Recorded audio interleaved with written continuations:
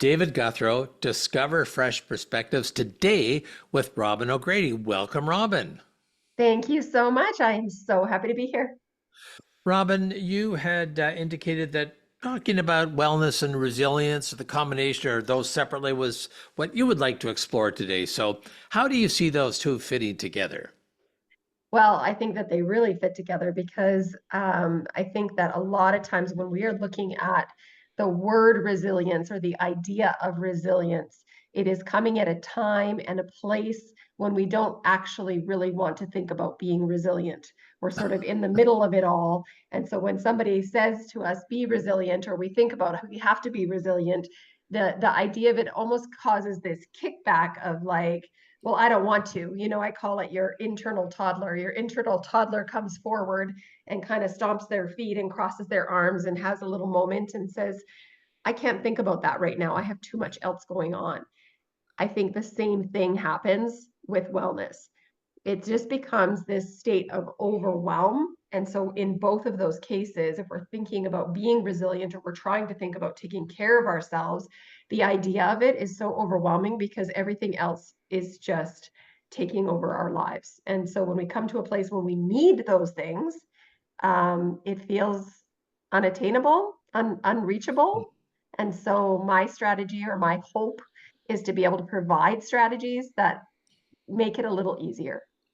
So let's back up just a little bit because not everyone listening to this may have a common definition of resilient or wellness. So maybe you Yeah. could just define what you mean by resilient, and then we'll do the same thing for wellness and then see what some of those strategies are. Okay, sure. Yeah. Resilience, I think, is really just your ability to overcome hard things.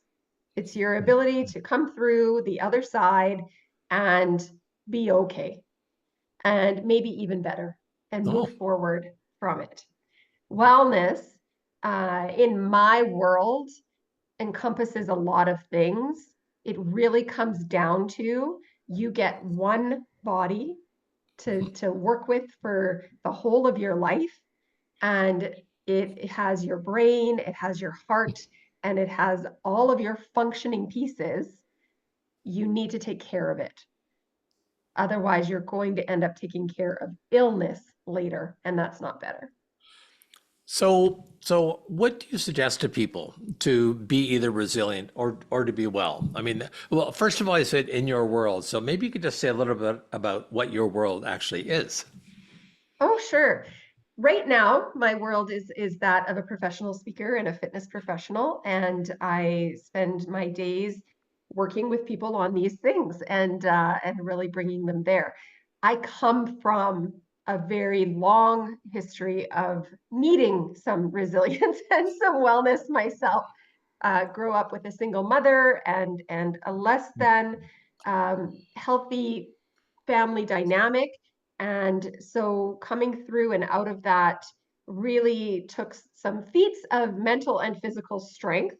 And so I really feel as though the things that I learned for myself, but then having moved into the world of fitness, that I learned in watching miracles happen every day for other people, have given me this unique perspective and an opportunity to provide some information to people from a different perspective that can sort of help them not just climb out of the well, but to have me come down into the well and help them get out. So how do you actually do that? You know, when you have people like you must have people that say, "Oh, Robin, not today. I'm just going to skip today. Can we do it again next week or whatever?" Like those that are at a time when you first started out speaking, people usually don't. The time when they most need the resilience and wellness is not the time that they come rushing to embrace it. So how do you get people to, well, to do exactly that, to embrace it, to decide that no, today I do need to be well. Today I do need to be resilient. Because I mean, just telling people you need this probably isn't going to do it. So what are some of your tricks or techniques? Yeah, it doesn't do it at all. people, people really can be resistant. And like I said, that little toddler inside of us comes out and just says no. And it's really quite interesting and funny, and I think that I like to use humor a lot. But my primary thing is to connect with them first. I am not in any way trying to push people past something that they don't feel they're ready to go to or ready to do. However, my industry, the fitness world, has complicated and overcomplicated the whole idea of what it means to get these things done, that simplification is really my approach.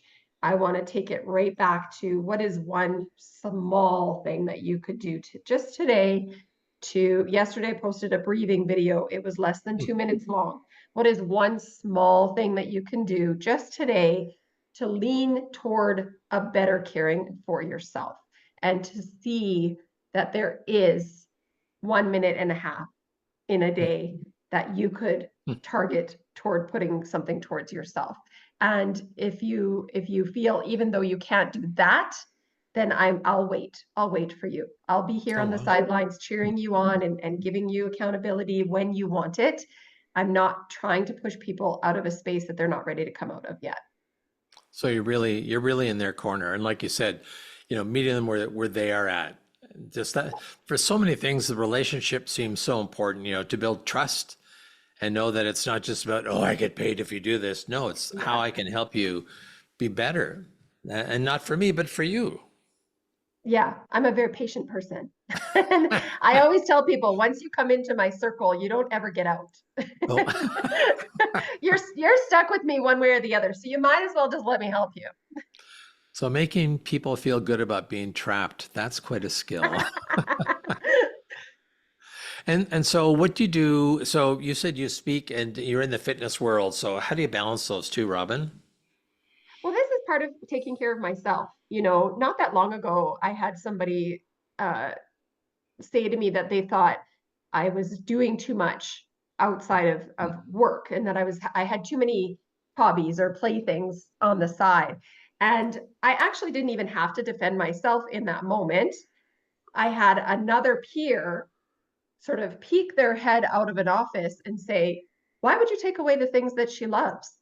Hmm. It was this whole idea of you should be grinding all the time. I've kind of had it with that word. And I think that we need to take time to do things that give us joy and make us happy and fill our soul. If we don't take the time to do that, then when it does come time to do the work or the hard stuff, it's a little easier because you know that, oh, in a couple hours I get to go, for me, to dance class, or as you know, to hang from the ceilings and do some aerials. And it really just brings me joy and it makes me happy. Why would I let that go for anything else? So that sounds fabulous. I'm just wondering, again, for those that are listening, what are some of the thousands of things that you do that give you joy? Like, what's your day look like? Yeah, I mean, I actually like to work. I've always Mhm. I've always enjoyed working. That's never been really a big struggle or problem for me, but I have been in workplaces that are not ideal. And so even in those cases and in those times, I have found that fitness is there for me, dance is there for me. And in the recent years, in the last 3 years, I have found aerials, and I'm really, really loving that as well, sort of circus arts, and it's really fun. And honestly, I have no business doing any of it because I'm a very busy person, but I make and I find the time. You prioritize the things that matter to you. And so now you said aerials. Not everyone may know what you mean by aerials. Yeah, you might have seen on Cirque du Soleil, things like that. See the people on the silks hanging from the ceiling, or sometimes it's a hoop that's hanging from the ceiling. And so that's the most basic thing I could say. The Greatest Showman, when they were up in the air, you saw Zendaya flying through the air on a silk. It's that. Oh, okay, okay. And and some people, I think sometimes just starting is the most important thing to do, right? Just Yes. whatever it might happen to be. So if someone just wanted to start at developing their resilience or becoming more well, I mean, well, wellness as a term that's been around for many years. I remember when I was working for Wilson Learning many years ago, 1979 to 1981, they had wellness programs. No one knew what it was, Sure. right? But now wellness is everywhere. But if someone wanted to get started, and so they're a busy person, they tell themselves that they're not athletic and that they don't have time. What are some things that someone could do just to get started? Here's the thing. We know that it's necessary. It is not a secret. I am not out here shocking the world. We know that we have to take care of ourselves.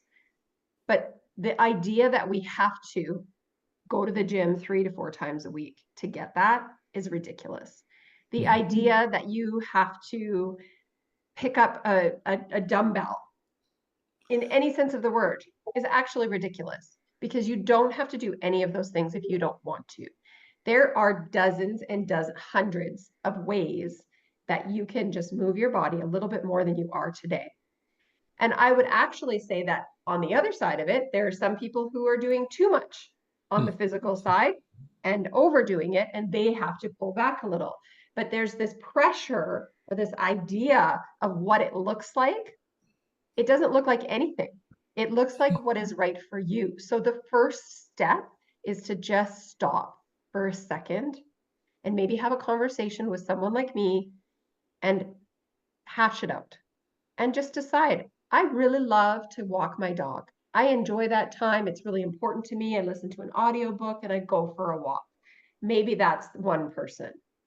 I love cleaning the house. I know not everybody does, but there are people, believe it or not, that actually love cleaning their house. This is a great physical activity for you, you know? And so if you love that, great, let's go. Let's build that in, but we're going to do so now in a more intentional way. We're going to do it on purpose. So, are there other things besides physical activity that fall under the umbrella of wellness? Yeah, there is. Nutrition is one big thing that always is going to come up and is something that everybody's going to talk about. And so again, I will say that most of us, we already know what it is that is good for, if you have a broccoli and you have a piece of chocolate in front of you, you're well aware which one of those is going to fuel your body a little bit better. And when you sit down and eat the turkey dinner and you have to undo the button, we all know that this is not ideal for the health of your body. So it's really just separating the idea of food. We just actually just talked about this on a call this week. It's separating the idea of food as needing to be an emotional thing, but also allowing it to be an emotional thing. Again, we just have to simplify. If I'm out for dinner with my friends and we're having an amazing time, and we decide that we're going to have a couple drinks and maybe we're going to have some dessert as part of that meal, that community is being built around that food. And so it creates an emotional connection for us. In that case, eat the food, have the drinks, enjoy yourself, enjoy those people that are around you, because that's really what you're building in that moment. But if you're home alone and you're sad or you're stressed out and you are going to your refrigerator to solve your problems, you need to take another look and think about what's happening in that moment. You need to come out of your lizard brain, out of your monkey brain, come up to your conscious brain, and then consciously and on purpose, just make a better decision. And again, so for most of us, it's about every day, just small things that can make that change for us. In some cases, it's portion. Maybe I don't need to eat all the things. I can have a little bit and still feel satiated and satisfied. But disconnecting that emotional connection is something that most people are really struggling with. So, Robin, you teach classes, is that right? Yeah, And do you also do coaching? I do. Yeah, I definitely do. So can you tell just a little bit of, what's the difference between those two? So let's say you're coaching me as opposed to I just attended one of your classes, which I'm sure would have been a lot of fun. Yeah, the classes are very structured and generally around a physical thing.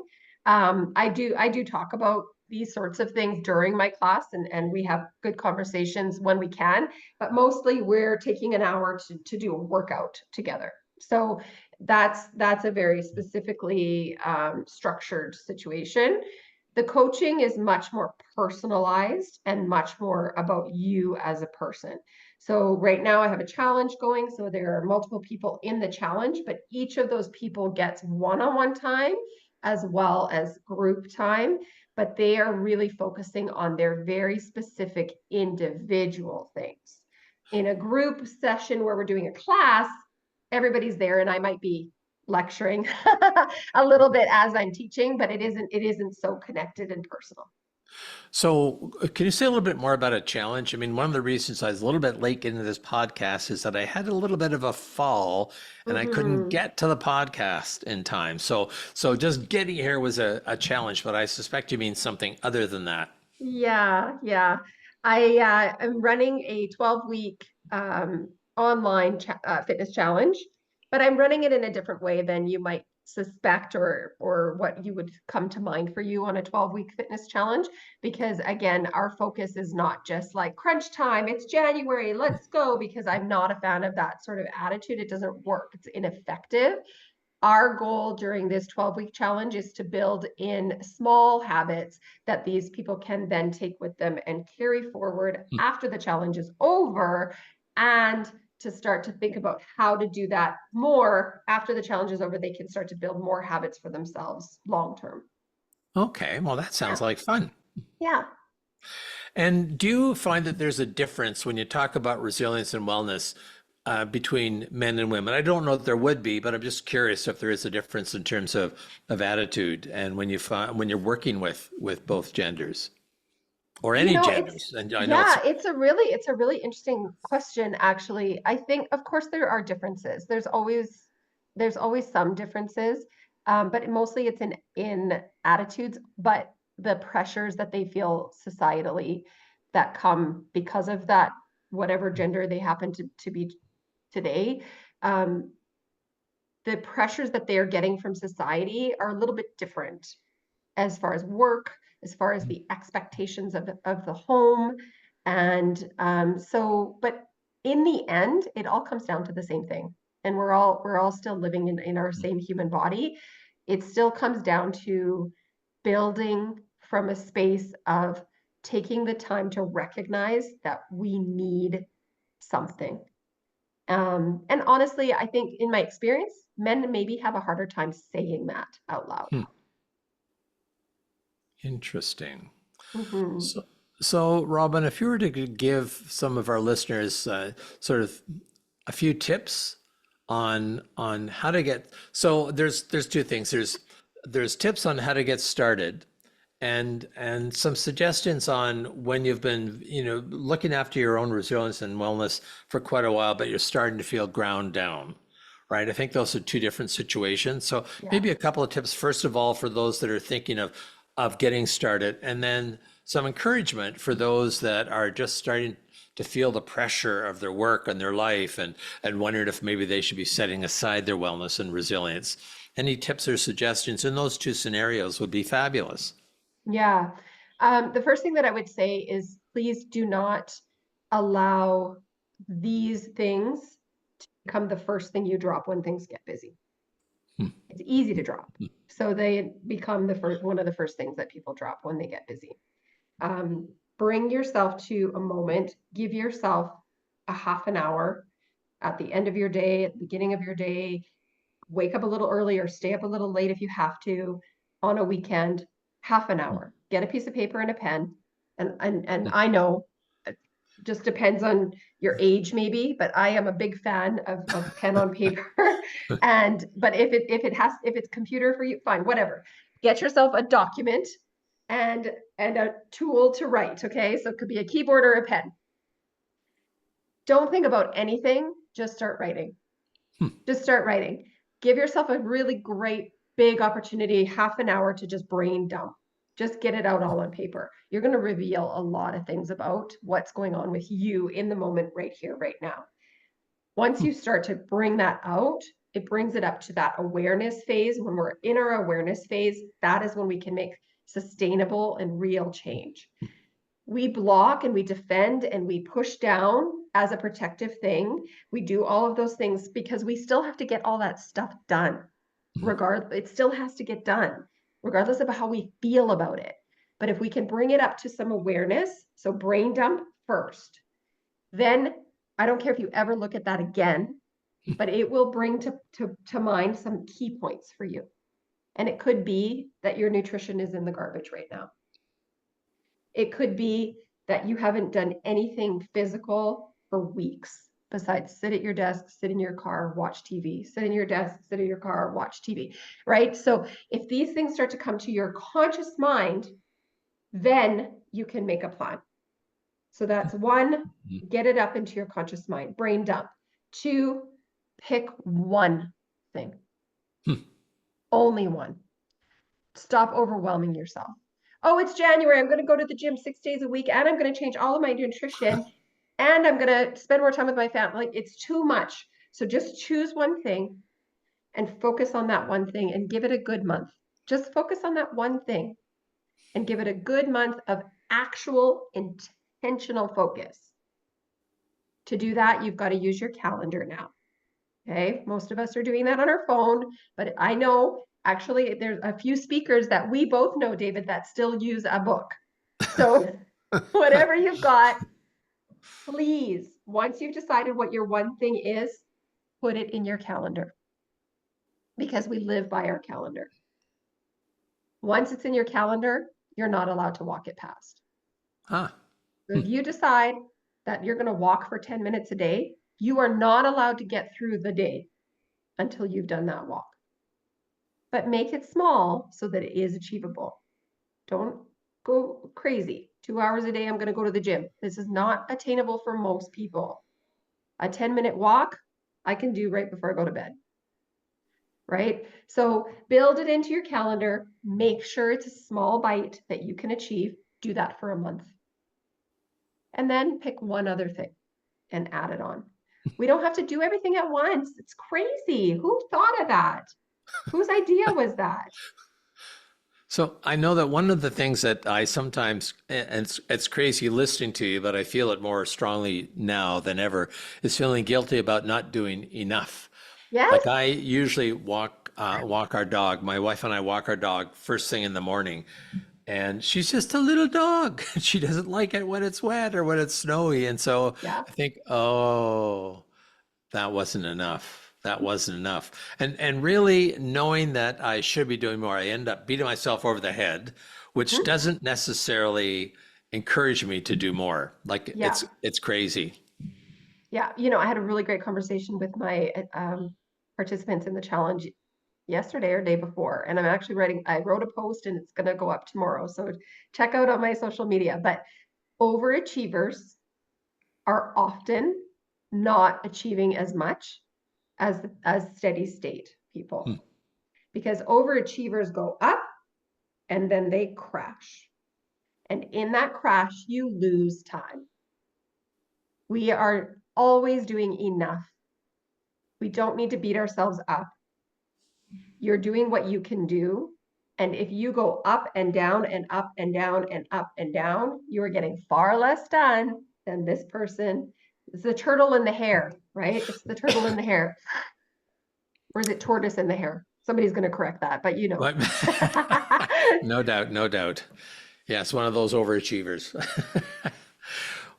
Well, yes. Well, Robin, thank you so much. I know what I'm going to do when I get off this this podcast. In fact, I see my chubby little dog just sleeping on the couch there because I'm working at home today. But I'll be getting out, and in spite of the lack of desire to get wet, she's going to get wet. Okay. And yeah, thank you so much. I've been here with Robin O'Grady, just talking about resilience and wellness and the importance of both of those, and how, you know, wherever we are, we can do more, but not to overachieve, just to do something on that path. So thank you so much, Robin, for being with me today. Thank you so much. It's been a pleasure. And this is David Guthrow, Discover Fresh